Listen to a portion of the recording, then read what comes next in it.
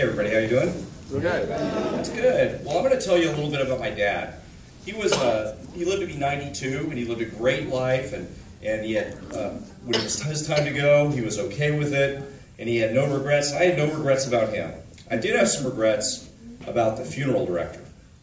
But you wouldn't want your dad to get cremated in this cheap box, would you? You want the upgraded flowers, don't you? Your dad would have wanted the gold trim on the photo album, don't you think? I said, you realize he's dead, right? He's not going to see any of this. It was just like planning a wedding, except the guest of honor was in a jar.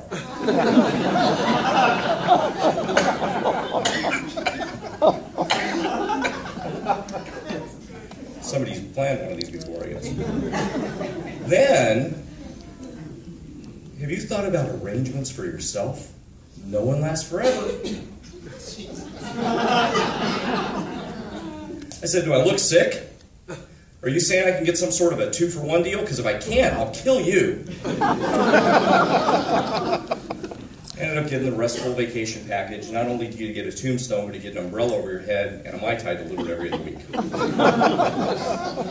Now, funerals suck, but you know, the guests are what, obviously it's bad because you're losing a family member, but the guests are what makes it really awkward.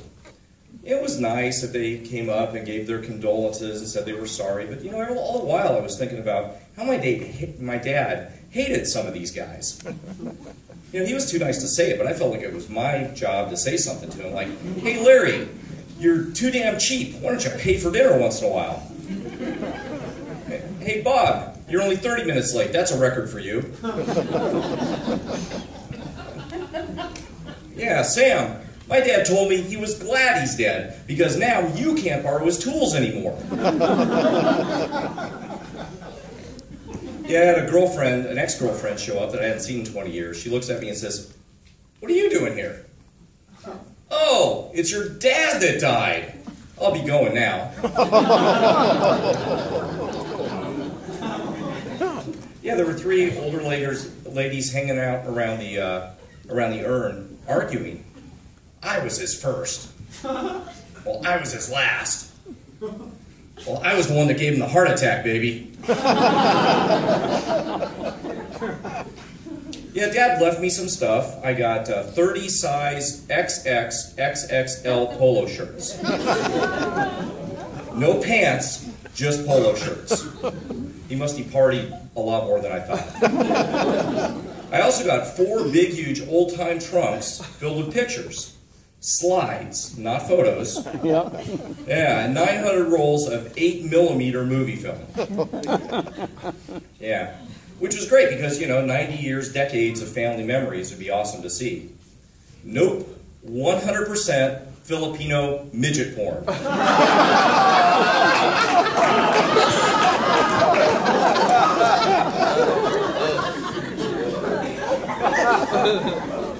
Yeah, so it was great that my dad used all his money on himself, though. I think that's fantastic. But my son figured out something about this inheritance thing. So, Dad, let me get this straight. When you die, I get all of your stuff and your money? Yeah. Well, Dad, they said on TV it's really important to have good life insurance. I used to be really happy about his A+ in chemistry, but now I'm not so sure. I wouldn't be that worried, except he's really good at Call of Duty. But the last laugh's going to be on him, because all he's going to inherit are 30 polo shirts, no pants, and 900 rolls of midget porn. And my son was having trouble, you know, he was at home after school, and he was having trouble and being really frustrated. And so I sat down with him and said, don't worry about it, I'll help you. It wasn't homework, it was a video game. So, you know, I don't want to brag, but at one point, I had the high score in Space Invaders. I was really known for it in the 80s. Most of those guys are dead now, though. So he hands me the controller, and, you know, Space Invaders has 1 button and 1 joystick.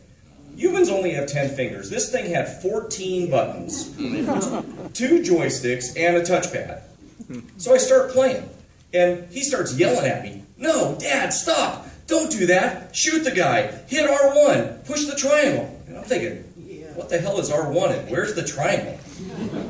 So I decided I'm going to start pushing all the buttons as fast as I can. And I push them, and now stuff really starts to happen. Mostly him yelling at me louder. Dad, stop, stop. You're embarrassing me in front of my cyber friends. I'm going to get cyberbullied.